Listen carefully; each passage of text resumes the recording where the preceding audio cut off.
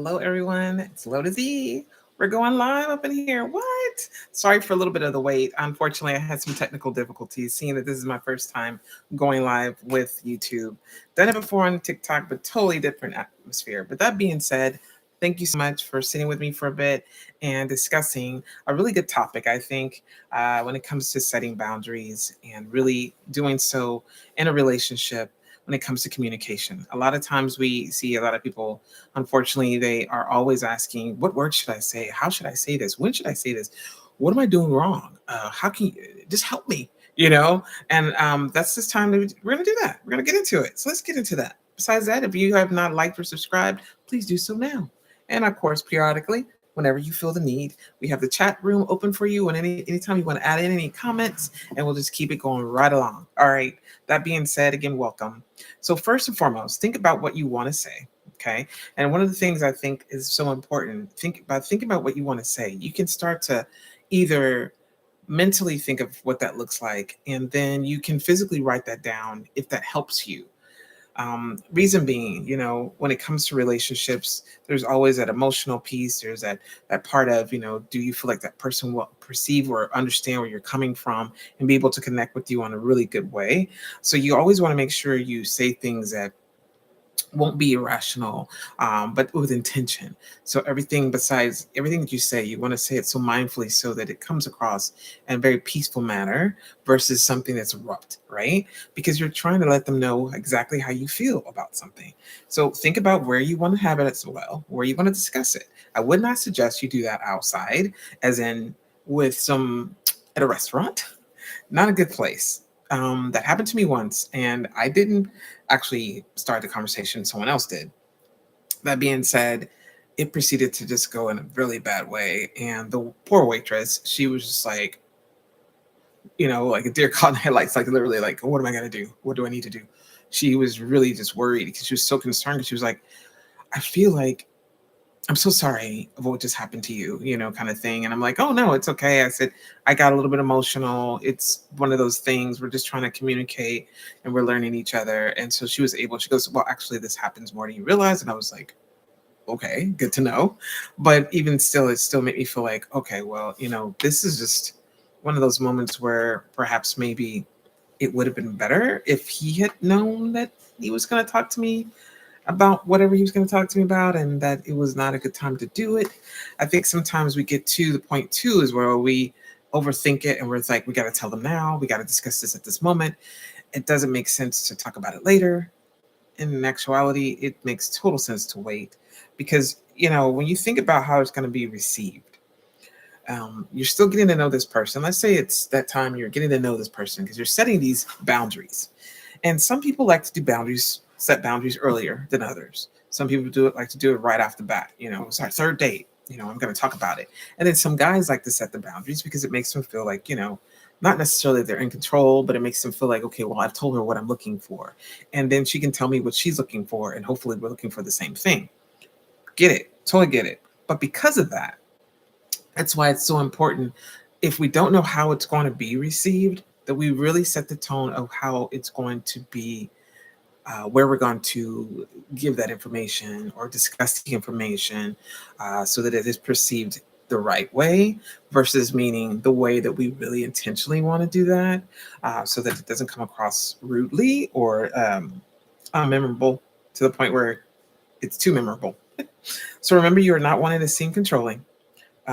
You want to make sure you speak your hows and your wins and what it is. You also want to make sure that you pause and you ask for understanding. And when I say that, meaning this, whenever you're having a communication with someone, a lot of times you get so excited, you get so passionate. A lot of people do. And you can, if you're like me, you can get to the point where you over speak the other person, or you articulate what you have to say because you're got to get it out. And this is not the time for that. This is a time that you use your listening skills. And when I say listening skills, to me, right off the bat, I'm thinking, okay, I'm going to paraphrase. I'm going to make sure they understood what I'm saying. I'm going to ask for understanding to ensure that what I just said to them, they got it. Not this point where they go, oh, yeah, I understand what you said. And you're like, did they or did they not? And then you ask them a question and they're looking at you like, what are we in kindergarten? So again, it's all about, You don't know how they may receive it, excuse me.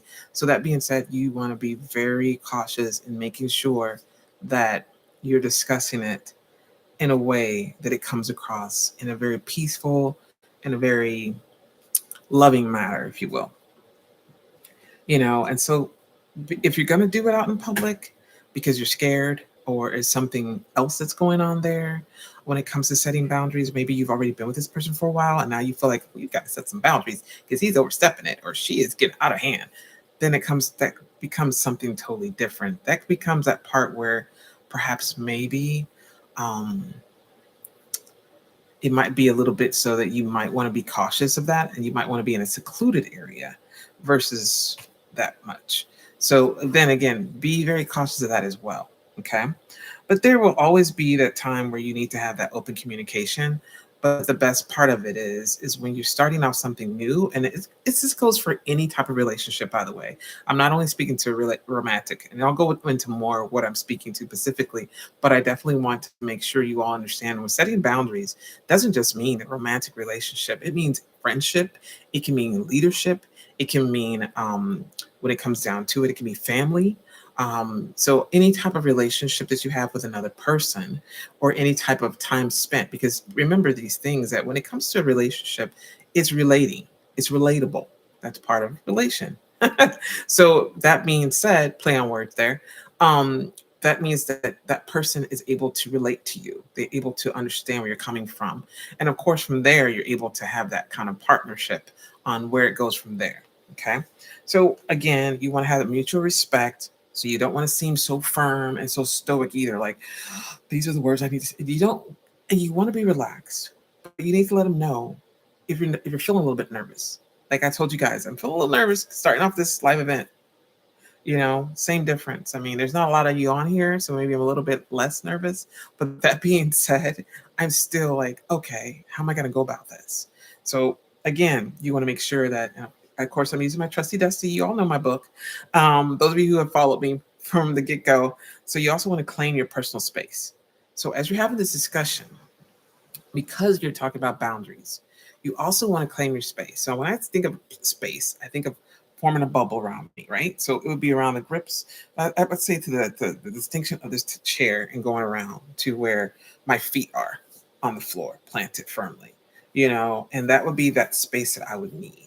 I don't want to be leaning on them. I don't want to be next to them. I want to probably sit across from them because I want to be able to see that they're looking me in the eye and constantly giving me, versus them sitting next to me at a restaurant. And we're like, that's definitely together, but it's too close of a span that when you're trying to reach a conversation and wanting to make sure that they're understanding, you can't really see if they're getting that. You may want to, you know what I mean? So you would want to make sure that you're having at least sitting across from them, again, at a place that makes sense to both of you, or in this case, he should know or she should know that you're having that conversation.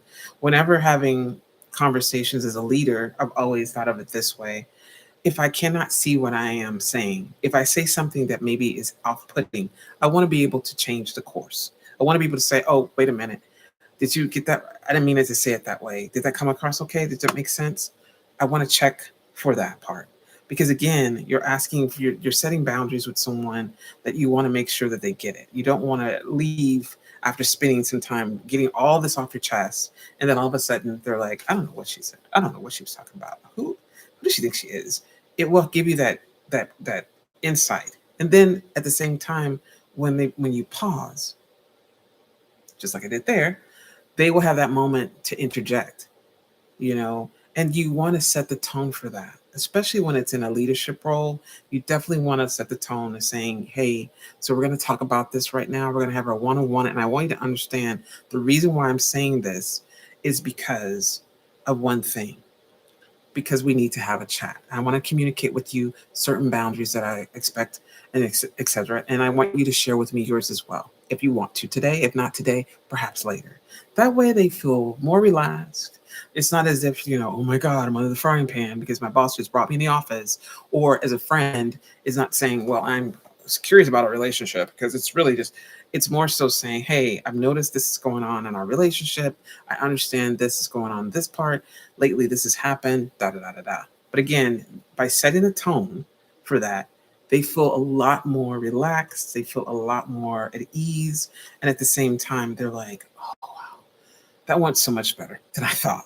And you feel the same way too, and it adds value in your friendship.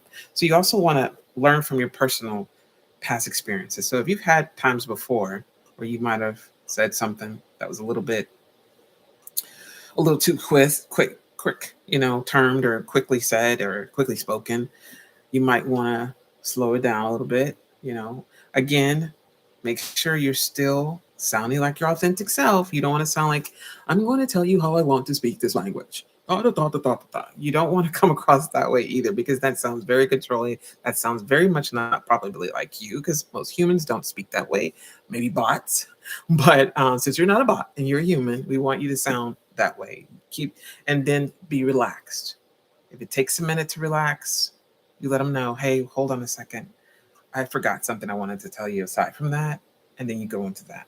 So there's a lot of different boundaries that we go through in life. There's, a few that I want to bring up, but I really want to go through all of them with you all, as many as I listed, because I really feel like it sets the tone for the relationship. In this case, when I think about emotional boundaries, those are personal space again. That goes with processing feelings individually. That can again be for more of a relationship point of view, because a lot of what I'm about to speak to is more so catering to a romantic relationship with someone that you see that in the near future, that you will not just you're dating for marriage, right? Just saying, no quotes, but you're dating for that. So you were looking for setting those boundaries because they are already have maybe voiced that to you as well, that they're looking for someone to be in their life, to travel with, to do this with, and they definitely want to marry someone that is part of their agenda. So that's the same thing. You want to make sure that that's part of your goal set, because this communication kind of helps them see, oh, okay, wow. And so again, that's why it's so imperative that they're sitting across from you, because you want to look in each other's eyes when you're speaking this. And again, it depends on the situation, but you want to make sure that you have that boundary set up. So let's go into the first one. So the first one is emotional boundaries. Emotional boundaries are expressing the need of personal space and the need to process feelings individually. This may be a time when you had some issues and that may have come up. So, for instance, it could be something that has arisen and you're like, okay, so this happened to me, or maybe you could be something that you remember and you can say, this is what has taken place. I want us to talk about it because I think that I want you to know where I'm coming from when we do. If it should arise again, this is how I would want to react or act. Okay, so let me speak to this as well. When it comes to like physical boundaries, which is the next one, I'm sorry, I'm getting ahead of myself because I'm so excited about the physical boundary. It has a lot to do with PDA. One of the things that I've noticed with people, specifically when it comes to relationships and even some friendships, is that some people like to hug and some people don't. Some people, and it takes some time for the wall to go down for some. And some people, they're like, come on, girl, give me a big old hug. And you're like, okay, even when that may not be you. So again, just letting people know that you don't want to ever come off as if you're off-putting the situation.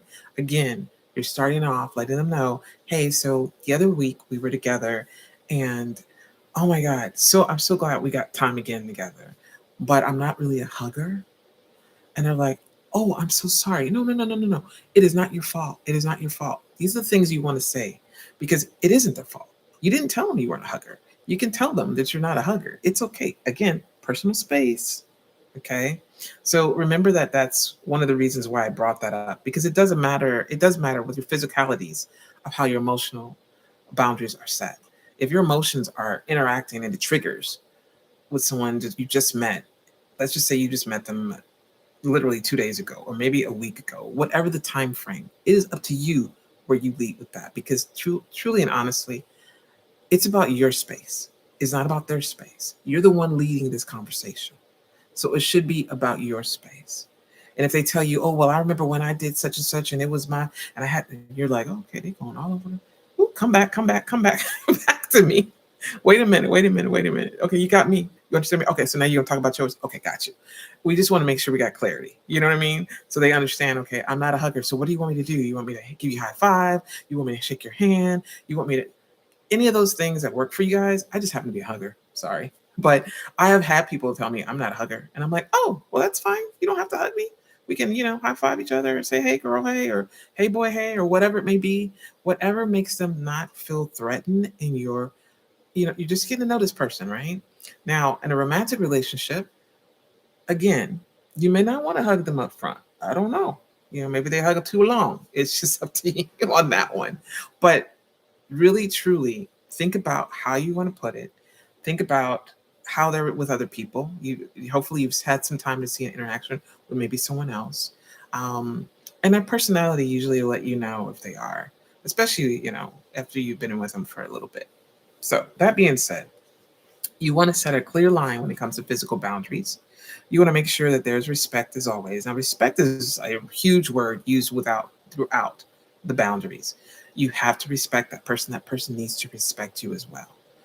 That means that they need to understand if they break any of these expectations, because these are boundaries, but that means they're expectations too, that you may or may not be around with them when you get to the other boundary I'm about to talk about. Mm. So that one would be sexual boundaries. Not going to go too deep in that, okay? Because I'm not a sex coach. I'm not a sex therapist. However, clearly you want to state your comfort zone, the limits to regarding your physical intimacy. And when I say this, I mean it, and I mean it for those in the back of the bus, okay? You need to let him know, hey, now wait a minute. I know we are dating. I know we're getting to know each other, but I don't want anybody grabbing me there. Yeah, I said it. You got to put it out there.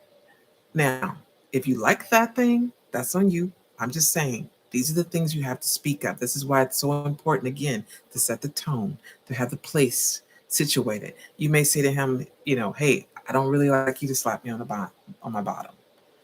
These things, again, this is up to you. This is all about that space. These things are important because when they get around your family and they do it around your family, and you're like, oh, mama didn't see that. Oh, daddy didn't see that. You know what I mean?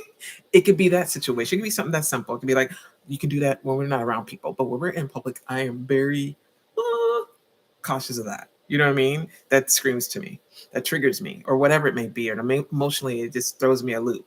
So you want to make sure you're able to tell him, I don't mind you doing that at the house. We're alone, but when we're around people, especially my family, no, no, no, don't do that. So that they understand, your intimacy and what that looks like. And at a later date, and you got to put a ring on it, you might not care. But for right now, honey, we dating. Slow down. Okay. So being able to say those things, being able to speak about those things is so important. And then, of course, we have the spiritual boundaries, that I think is really important as well, because some people will not have the same spiritual boundaries you. They might want to, you know, I like to say a prayer when I'm eating before I eat. And so sometimes people don't like that. And some people do like that. And some people like to lead and be the person that leads it, which being the boyfriend a lot of times likes to lead. Me and one of my really good friends, we always pray when we meet for breakfast, but it's her turn, it's my turn. And we forget whose turn it is, but we always want to bless our food. So we take turns doing it. And that's a friendship. And, so again, it's just really all about ensuring that you do things with certain expectations. And when you begin it, sometimes it just clutch it gets it what's the word I'm looking for? It just connects. Literally. You'll be with someone and they'll start praying and you're like, oh, you know what I mean? They're like, I'm gonna pray. Hold hands. Okay, sure. And then sometimes you need to have that extra little thing where you go like, you know what, we never pray before we eat. It would be nice if we did that. Makes a difference, right? And it talks about finances on here as well as being a boundary. So I would say to you all this part. When you're going into that longer situation, and it could be even about finances, like who's going to pay for this meal. You can find that out really quickly without having to ask that question, right? You can go for your purse. And they're like, no, I got it. Go for your purse. No, I got it. That's, that's my win-win on that one. Sorry, just saying. It works. Or a lot of times I am paying for it. We go Dutch, depending on who it is. If it's a girlfriend or something like that, hey girl, yeah, okay, well, I got you, you got me. But it just depends on that. But a lot of times, and it's a regular relationship date, we assume the gentleman's going to be the first one to pay. And I don't think that's assuming anything. I think that's a lot of times they do want to. I've been out with a girlfriend and her husband, and they're like, "We got your D," and I'm like, "Oh, well, thank you very much. I appreciate it," but I don't want to assume it. You know what I mean with that part, because then it's a different type of dynamic. That's not a romantic relationship at all. That's more of a friendship with the two of them. So again, be very cautious and be very conscientious of that. All right. And those are the boundaries that I have for you guys. It has been such a pleasure. Thank you so much for taking the time to look at me and hang out with me here, sitting for a little bit with you as we discuss the boundaries that are necessary for us to continue to have those moments to setting our expectations in any type of relationship. Or as somebody told me the other day, any type of ship.